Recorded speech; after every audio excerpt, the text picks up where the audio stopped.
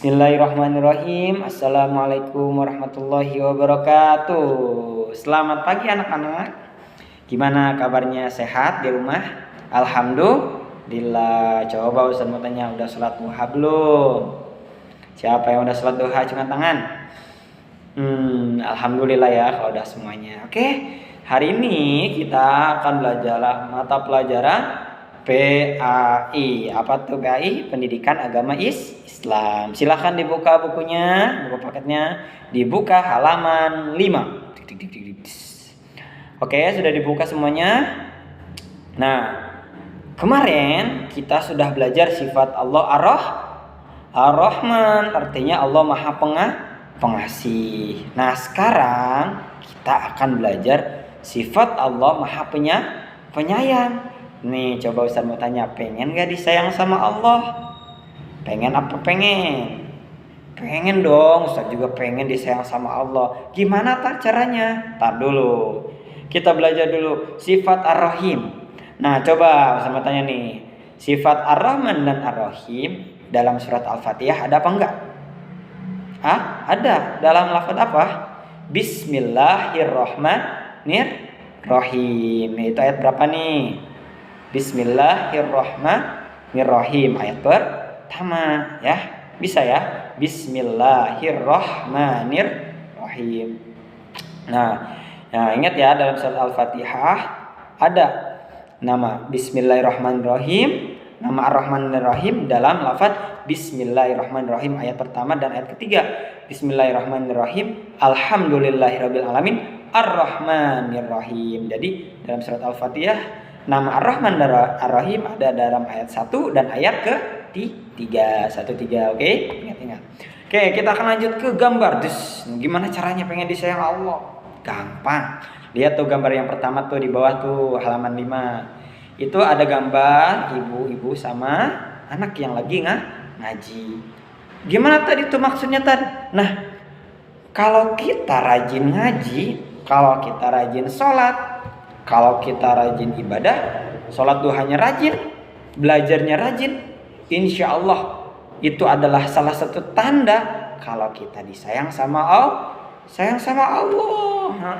Makanya harus rajin sholat, rajin belajar, yang harus semangat belajarnya, rajin ngaji, rajin sholat duhanya. Insya Allah nanti adik-adik semuanya disayang sama Allah dan dimasukkan ke dalam Jannatul Firdaus, surganya Allah. Allah pengen apa enggak?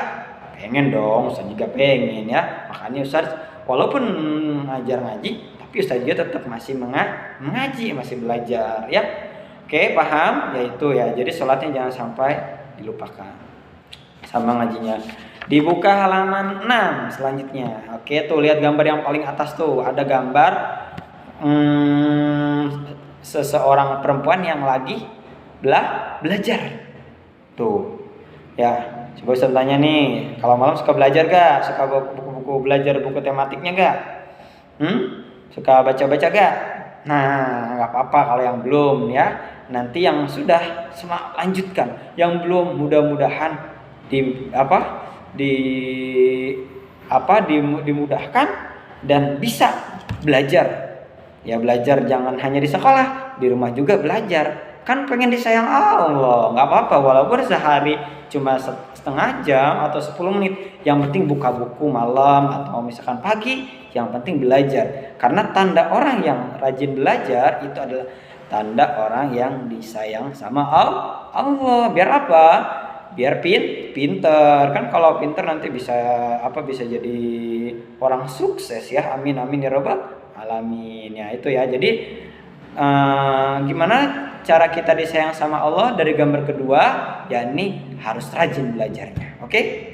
Lanjut ke 3 tuh, gambar yang tengah tuh ada anak yang lagi mandi. Tadi tuh maksudnya apa, Tat? Baca dong. Kasih sayang Allah juga diberikan kepada anak yang jaga kebersihan. Apa jaga kebersihan? Gimana? Ya mandinya yang rajin. Ya, jangan malas mandi ya. Jangan kita pakaian kotor kita pakai sholat, pakaian kotor kita pakai ngaji jangan. Tapi semuanya ketika kita mau sholat, mau ngaji pakai pakaian bersih ya. Terus jangan sampai nggak mandi, apalagi mau berangkat sekolah harus mandi, kan pengen disayang Allah.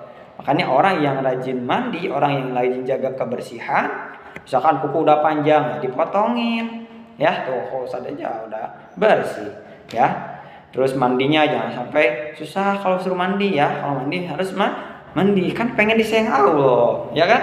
Ya makanya harus rajin mandi, harus rajin jaga kebersihan. Nah itu udah 3 tuh tanda-tanda orang yang disayang Allah. Yang terakhir yang keempat tuh, lihat gambar di bawah tuh. Ada orang yang lagi masih makan ayam.